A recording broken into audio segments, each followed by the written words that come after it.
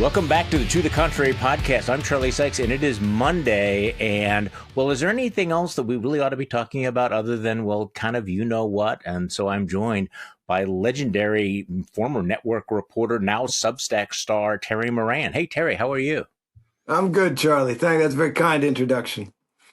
Well, we're both in the Midwest today, so we're both sort of kicking back here, living cabin life. I'm down in the basement here in Mequon, Wisconsin, but so we have to chew over this. There are so many different angles on all of this. The Trump Epstein story, where he tried over the weekend to emulate Barbra Streisand, the famous Barbra Streisand effect, and telling people, whatever you do, don't talk about this. Came out with, 1,000-word Truth Social post where he basically crapped all over his MAGA base, told them they were wasting their time, that Pam Bondi was just the best thing ever.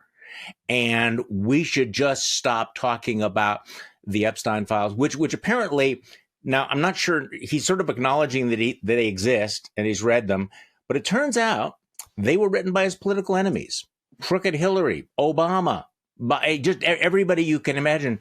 And I don't know about you, Terry, but what do you say? It didn't seem that it worked very well for him. It didn't. And that, that is one of the fascinating things right now that's going on in MAGA. He's asking too much of them. He usually follows as much as he leads. And he is now asking them to forget about something that he has pushed for years. He's turned on a dime. Last year he was saying the Epstein files will get Hillary, will get all the people in them. And it's pretty clear that they make him very uncomfortable. It's also pretty clear that a lot of it was just BS, that in fact there wasn't, is a wretched, depraved man with powerful friends who ought to be ashamed of themselves. Was it a network of pedophiles that were being flown to an island? Probably not. I mean, the FBI certainly would have been on that under Trump, under previous presidents. But what he's doing is he's asking them too much. He's saying, drop it. And he's trying to silence them. He's given this movement voice. That's one of the things that's empowered them. And now he's saying, shut up. It's not going to go well. Yeah.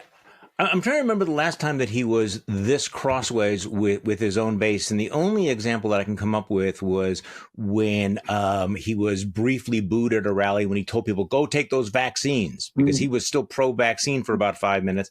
The base was against it. We know what happens. RFK Jr. is in the cabinet.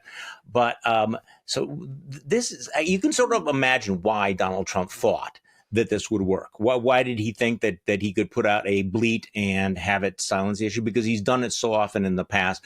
But as you point out, this is different because MAGA cared very deeply about these Epstein files, and they've been talking about them relentlessly. So let's just start right there. Why has the right been so obsessed with these files? How does it fit in to their worldview? Well, it makes diabolical everybody that they disagree with. They can put anyone into the conspiracy theory, and they have, ludicrously, that people are preying on girls and young women, and believe me, that happens plenty, right, in Hollywood and Washington, around the world. But they stitch together through this QAnon fraud, this guy who doesn't exist, who I kind of think is arguably one of the great comedians of the 21st century, because he's somewhere he's laughing at the money he's made. And they bought into it completely because it enabled them to make demons out of their political opponents. And that is something that Trump has been good at stoking. They kind of took it over. He latched onto it, even though there isn't really a shred of evidence for it. And so it became their bedtime story almost, or their narrative of wickedness for people who they disagree with. Now, this is the part that I don't understand. I mean, for some of them, they thought this was how they were going to bring down the Clintons because Bill Clinton had some association. There were a lot of people on that plane. Jeffrey Epstein had a hell of a network, whether it was a conspiracy, whether it was a client list, whatever. He was very, very well connected. But this is where you get a little bit of cognitive dissonance because there are so many pictures of Jeffrey Epstein if he is the symbol of all evil, with Donald Trump himself. I mean, again and again and again, everybody has seen all of these pictures. Donald Trump has given interviews. He's given quotes about how Jeffrey Epstein's a great guy, and specifically then cites, we share the taste in beautiful women, including on the young side or whatever like that. So how in the minds of MAGA did they think that, okay, the Epstein files, this is the mother lode we are going to use to discredit our enemies, when you have the elephant in the room, the big orange horn dog, in one picture after another? How did they think that was going to play out? That is that cognitive dissonance. He's John Doe 174 in the court case that was brought. And he's got 14 versions of his phone number.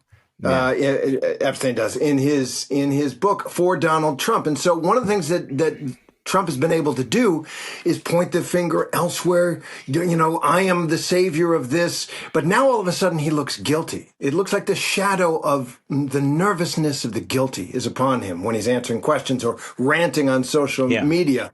Pay no attention to the man behind the curtain. And I also think, though, that one of the reasons they bought into Trump's I was the good guy is there is a story that was put out, maybe true, that at a party, Epstein went after his daughter, or no, went after somebody at a party, and Trump said, "No more of that. I'm done with you." And that breach makes him innocent of previous transgressions, I think, in the storytelling that MAGA is doing on this. But really, it's just the power of Trump. They don't want to believe that he's bad. Yeah. So, I mean, this is also an example. I mentioned the Streisand effect, which is calling attention to something by trying to cover it up, because the Epstein story had kind of faded from the headlines. And look, I mean, Donald Trump is the president of the United States. He's a convicted felon, had tried to overthrow an election, has been found liable by a federal grand jury, a federal jury, of sex abuse in the E. Jean Carroll case. He's publicly bragged about grabbing women by the you-know-whats and all of this, has publicly bragged that he would walk in on Teen USA contestants when they were getting dressed. I mean, there's so much, and none of it mattered to MAGA. None of it actually kept him out of the White House. So then the question is, why does the Epstein thing feel so different? And I think you put your finger on it. He's handled it in such a way as to bring something back from the dead and make it look like he has something to hide. And I will tell you, I was surprised by something over the weekend.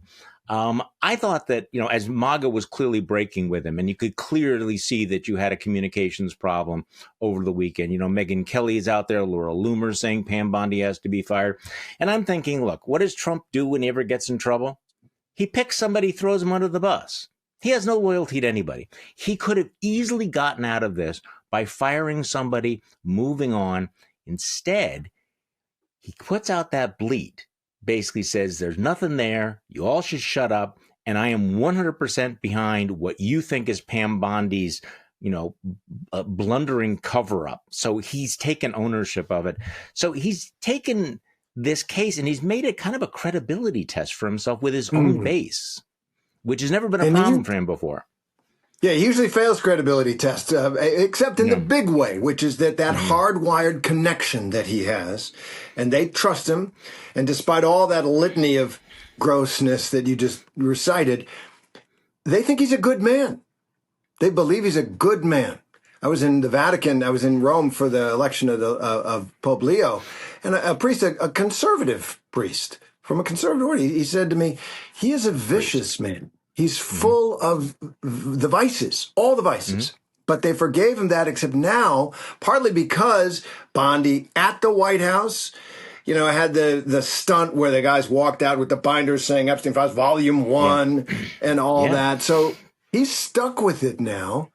And my prediction is that he gets out of it by indicting Comey, Brennan, some of his political opponents. We're going to have show trials. Every time he gets in trouble, this regime will have show trials of their political opponents. They're already investigating.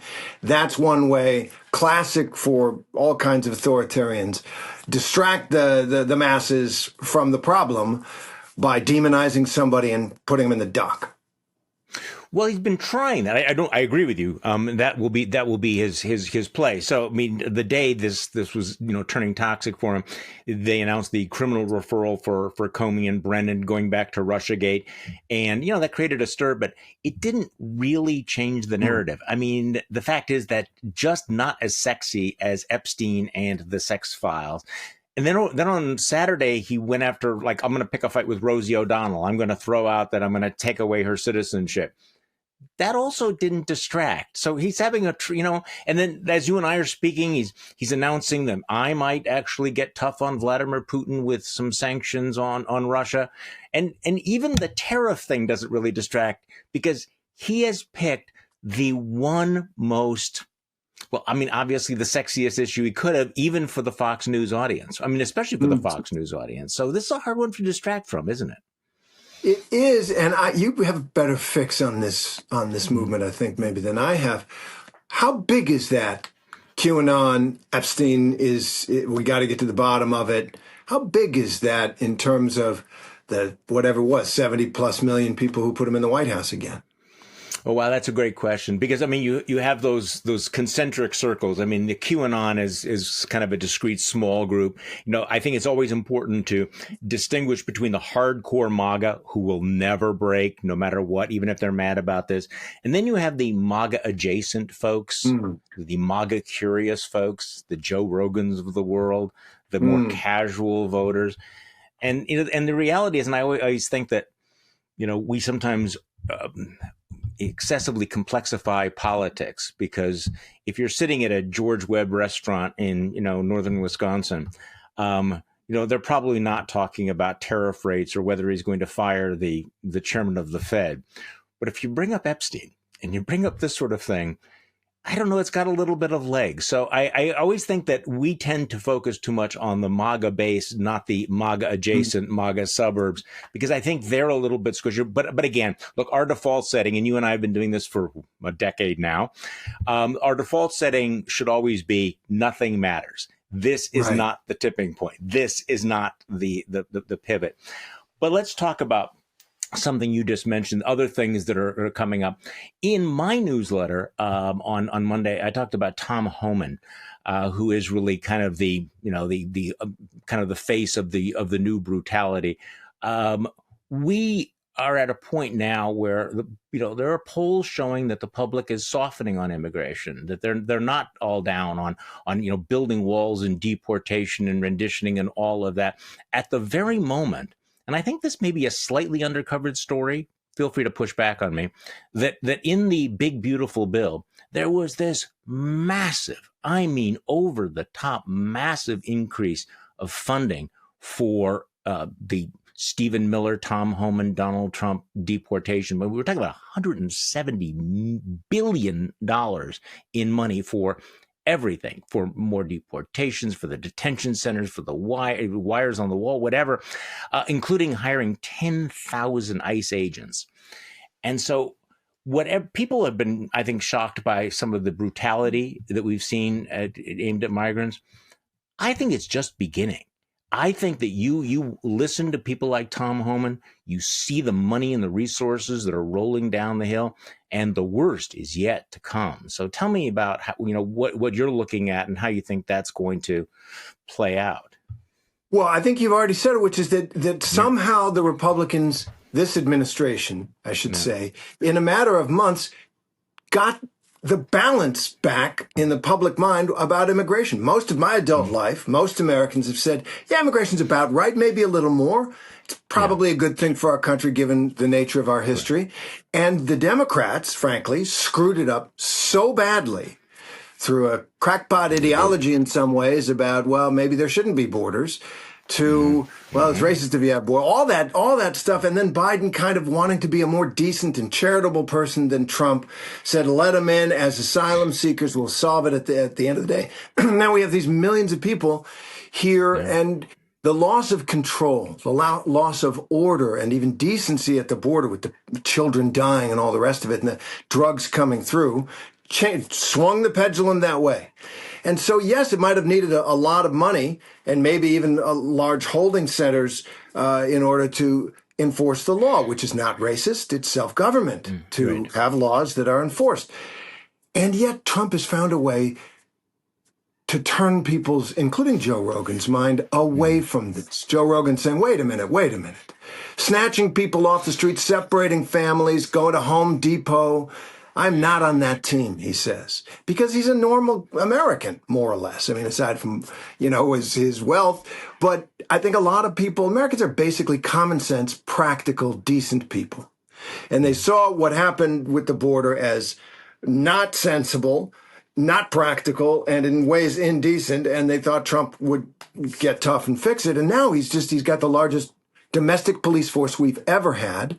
And I wouldn't mind the $170 billion to clean up a big problem, maybe even big holding centers, but not these guys. Not these guys. They've demonstrated themselves to be untrustworthy on this issue. Well, and the way that they will be using this massive law enforcement. And again, I want to underline this because I'm not sure that people have fully taken this on board, that this will dwarf the FBI. This will dwarf any other law enforcement agency. I think that ICE will now will have more money than the Marines will have. And this will be in the hands of the people who defend, the masking of these officers. And of course, look, parenthetically, you have to ask, who are these 10,000 officers going to be? How are they going to be recruited? Where are they going to be recruited from? How will they be trained? What are their expectations?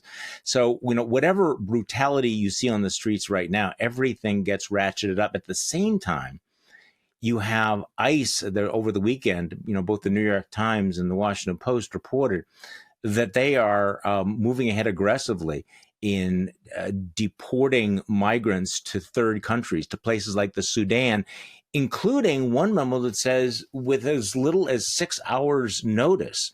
So it's like they are feeling emboldened.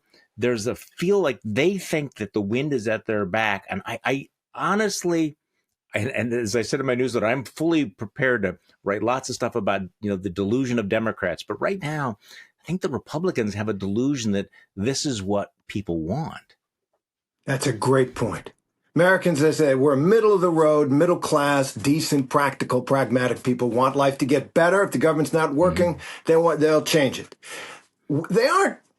Most of them aren't, they don't want to revolutionize the nature of American democracy. They don't want this, it seems to me. And I think my heart sank when you described this situation with these people being shipped to countries they've never been before, into prisons where they will have no recourse to a proper justice system to get out. Is that the United States of America doing that to people who are, basically picking up your garbage or picking your fruit or whatever it is they're doing? These are not hardened criminals, and even there we should have respect for decency and due process in the way we punish people. But this, snatching people off the street and flying them to some wretchedly governed country where they will have no understanding of the language, no access to decent healthcare, anything, to prove a point, I believe. And this I think is part of it. The cruelty is the point. The coercion is the point to the rest of us. Yes. To the rest of us. I think that is important to understand. And the other statistic that I think that people ought to really focus on is, I think it was the Miami Herald that went into the new detention center, the Alligator Alcatraz, which I want to talk about in a moment, and determined that 60% of the people there have no criminal record whatsoever. So again, if we're talking about, rapists and murderers, okay, there's not going to be a lot of sympathy for them. They need to have their rights respected, but again, we're not going to focus on them. But we are now talking about the fact that they're going and they are treating people who have not committed any crimes whatsoever. So that feels like a bait and switch. Okay, can I confess a moment of real naivete, Terry? Sure. Sure. I mean, after 10 years of this, you'd think that you would get it all. Like you're cynical enough that you're not going to miss something. I admit that when I heard about the Alligator Alcatraz, I mean, I understood what they were doing. I didn't think that was going to be the official name of the prison. I mean, in case people have missed this is not just a moniker. This is not just what they're using to sell merchandise and T-shirts. The official name of the facility is the Alligator Alcatraz. And you have even the Attorney General of Florida, who is marketing golf balls and cozies and mugs and hats with the name of this. which overtly celebrates the fact that if you try to escape, you'll probably get eaten by an alligator. Now, again, I actually had a brief discussion with my wife last night. I said, okay, understand it's the Florida alligators. It would be like, the Badger Alcatraz if it was in Wisconsin. No. They've made it very, very clear what the point of this. So again, it's this gleeful celebration of the cruel and unusual punishment that's so extraordinary. That glee, that giddiness over harming, people who have no defenses. If they're here unlawfully, the law should take care of them. I think most people agree with that. If they've got a legitimate asylum complaint and case, they should be recognized. But it is the point. And for Alligator Alcatraz, never forget how much Trump has learned about branding and about stirring that giddiness and glee and that excitement from wrestling. From pro wrestling, that the intense emotions, the big labels on things, the exaggerated postures and posing, the delight and that stir, and that combination with his unique ability in my understanding of American history, to reach down into the guts of his followers and open up the bodily juices, giving them permission to let themselves be the worst version of themselves. He lets people who are ordinarily decent folk become almost monstrous. Well, this is what's interesting is that, and I want to focus on the ordinarily decent because part of the tragedy is I think so many of the people that go along with this would have gone in a different direction. If the kinder, angels of their nature would have spoken to them and said, you don't want to be this, they could have gone in a completely different direction. But there is something about kind of the mob mentality where people will do things when they're caught up in that kind of emotional excitement that they would never do. If they were just with their families or they were calmly thinking through what they believe. So speaking of what now seems like a much less interesting issue, so Donald Trump has succeeded in maybe turning public opinion on immigration, but he's also, maybe this is me, he's kind of even made tariffs boring. I mean, it's like 30%. Remember, like when we were much younger and you'd hear 30%, 50%. Oh my God, what does this mean? Now I think people are going, get back to me next week when he changes his mind. I mean, so what do you make of the tariff strategy and how that's playing out? Is there a strategy, Charlie? Because you remember he was asked last week, what's the formula? What's the formula you're using? And he's like, well, it was basically gibberish what came out. He doesn't, it's his gut. It's whatever sounds good at the moment. But I think the most interesting thing on tariffs is not what's happening in this country. We will have him maybe do a taco trade, maybe not. Maybe these high rates are here to stay. It's what's happening with the rest of the world. They've decided for the near and considerable future that the United States is not a safe partner. And they are making their own arrangements with each other, with Europe and China and India and Brazil and the big economies in the world, not us, are saying, okay, the United States has been the dominant economy since World War II, but it's a basket case. It's going to harm us. Our safest bet is to do the most business we can with them on their terms and get rich elsewhere. It is just the worst self-inflicted economic wound in a long time. No, and I think that most economists would agree with that. But I want to go back to the incoherence of the non-strategy. So I haven't had a chance to talk about this on the podcast yet, but Trump is now threatening a 50% tariff on Brazil, which is a major economy. Which is bizarre on a couple of different levels. Number one, because we actually don't have a trade surplus with Brazil. We've had a trade deficit with Brazil. And the reason that he's doing it has nothing to do with economics whatsoever. It's because he's mad that they're holding their sort of the Trump of the tropics, was it Jair Bolsonaro, accountable for it. Bolsonaro tried to do what Donald Trump did. He tried to overturn the election. He tried a coup. Unlike the United States, Brazil's courts are holding him accountable. And Donald Trump is coming to this guy's defense. So he's attacking the judicial system of another country for holding a fellow coup leader. Well, what was interesting about it is, there is a law believe it or not, there still is a law that gives the president certain powers when it comes to tariffs, but there are limits on it, like national security or economic, and there have been a couple of people like Paul Krugman who've said that clearly this is illegal.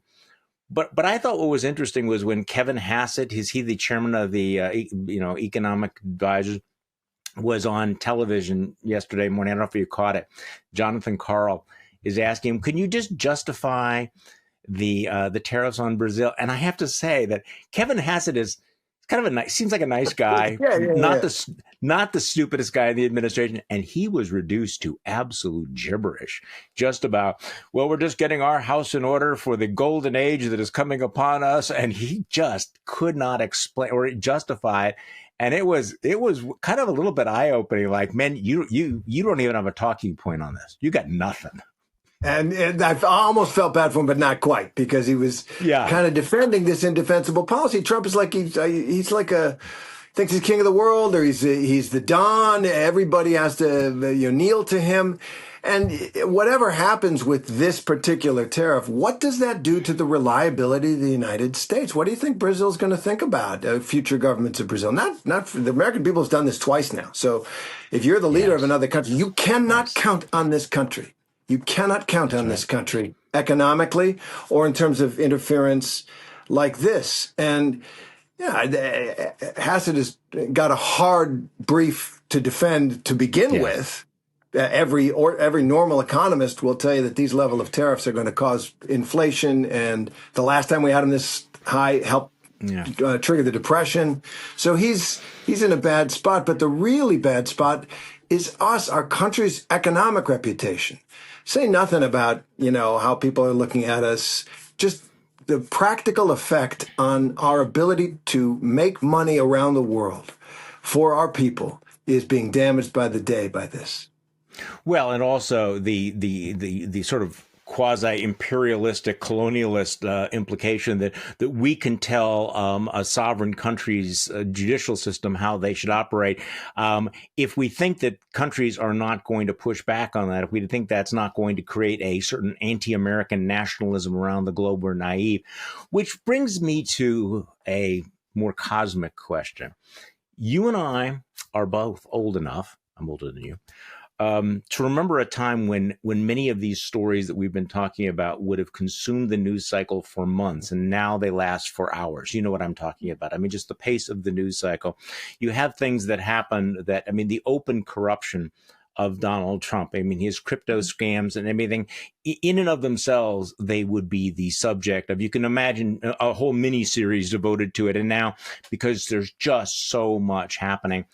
So give me your sense of how the media ought to be covering all of this, because I've argued, and I'm not going to put words in your mouth, but I've argued that Donald Trump has broken the media model and that major media just cannot figure out how to cover him, particularly using the traditional rules of the media. Obviously, you've given a lot of thought to that. You've paid a price for all of that. So how should the media cover somebody who is basically a fire hose of bullshit and outrage every couple of hours? Yeah, that has been a problem for 10 years. But also, I think the problem goes before that. I think something happened while I was at ABC, which is that, feelings, emotions, buzzy pictures, buzzy moments, all the cotton candy and popcorn level of news that will grab viewers and make them watch became dominant. Talking about Epstein, But what really happened was the explanatory, the stuff that you do so well, the explanatory journalism, the investigative journalism, that really went by the wayside across much of, certainly the television, the traditional television network news. And so by the time Trump came around, in his first term, he was blocked. He didn't know what he was doing, all that stuff. By the time this term came around, where they had the roadmap to overwhelm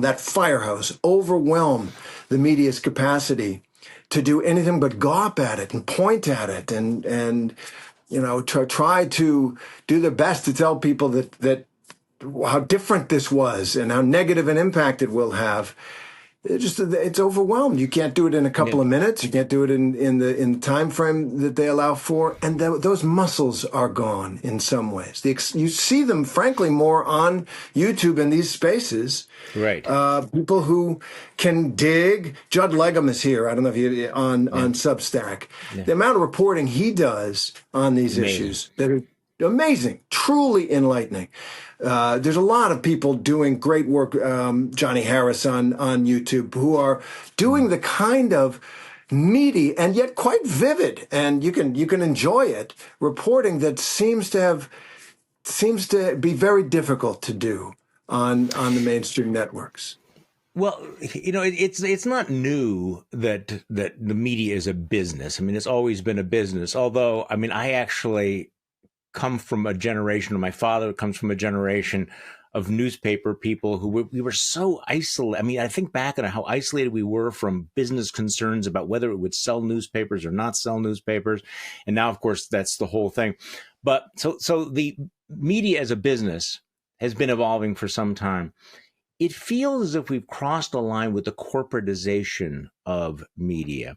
I'm not just talking about ABC, I'm talking about CBS, all of them, where they're part of large corporations that have other interests and other entanglements with the government. And as a result, it feels as if the ground has shifted beneath our feet.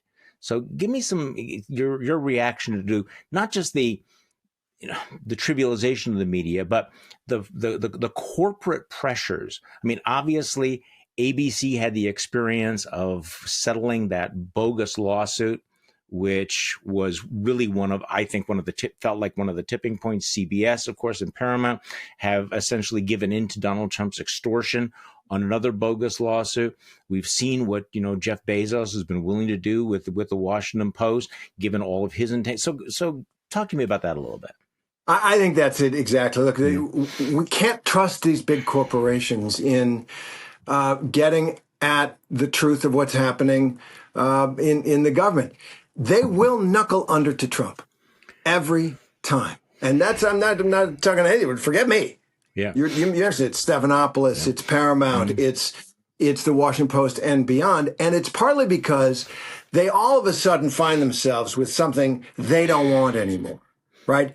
News for a long time was considered a public service. It kind of, burnished the image in some ways of these networks, although they fired Murrow when he got a little inconvenient. But for the most part, even if they grumbled about some of the content, some of the criticism of the government or the government's criticism of them, and every president has complained about the news media, they could deal with. Now, politics is such a fraught subject in America, and this administration is so radical that any reporting they will bring the hammer down on. Right?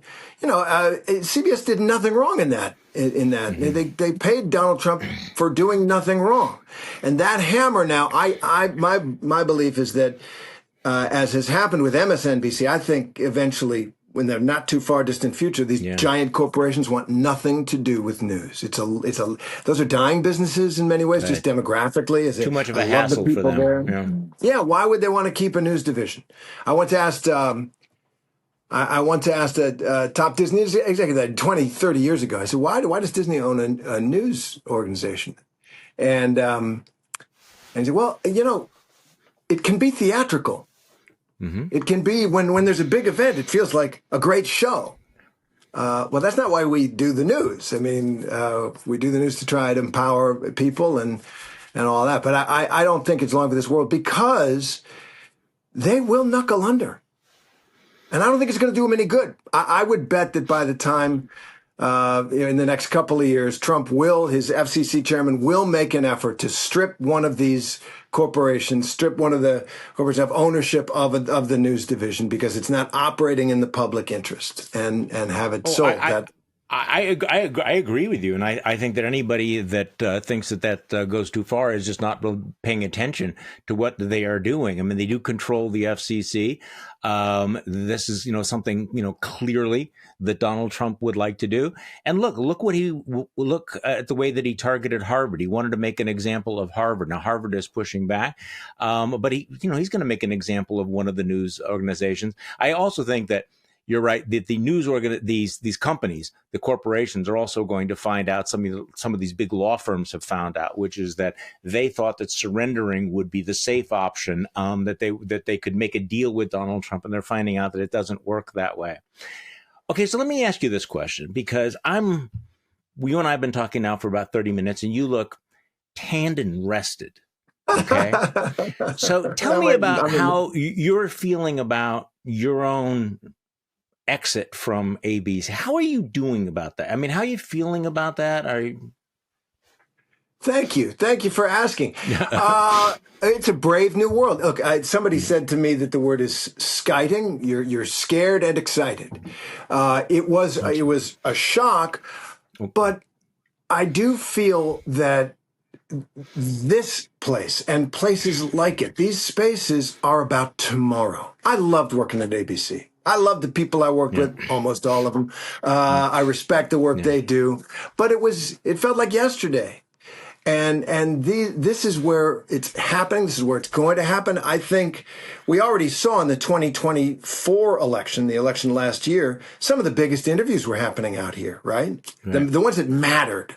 Okay. The 2028 election is going to happen a lot more in places like this. Mm-hmm. It's just by demographic fact than everywhere else. And so I feel like I have a terrifically daunting challenge because I've got these beautiful I call them my inappropriately young children. I've got a 29-year-old married in New York with a wonderful guy for a husband. I've got 12, 10, and 8. The oops, I did it again kids. Mm-hmm. So I have, but I kind of think I'm lucky. Sure, do I spiral at 2 a.m? Sometimes, maybe. But more than that, I think, and you must feel this way, how lucky it is to have a purpose and a task ahead, hard though it is, at my age, right? I mean, I get to do meaningful, good work, get in good trouble at this age, at this moment in our history, which I think is important as well. I can put my shoulder to the wheel. Well, that's right. And you're liberated. And I think you're going to find that it's kind of nice not having to work with assholes or bosses. But I repeat myself. I mean, it is not as if that we don't have these options. I mean, you think about all the times in the history of the media, the rise of the independent media, the fact that we're having this conversation now, the fact that so many people have gone from network news to this new independent media and realizing that the times have changed and maybe your timing was absolutely perfect. Terry Moran, thank you so much for joining me and being with me today, and enjoy the Up North Cabin experience. Beautiful. Charlie, thank you so much. This is what the Midwest is all about. Thank you all for listening to this episode of To the Contrary podcast. I'm Charlie Sykes. You know why we do this, why we continue to do this, because this is not a drill, and we need to constantly remind ourselves that we are not the crazy ones. Thank you.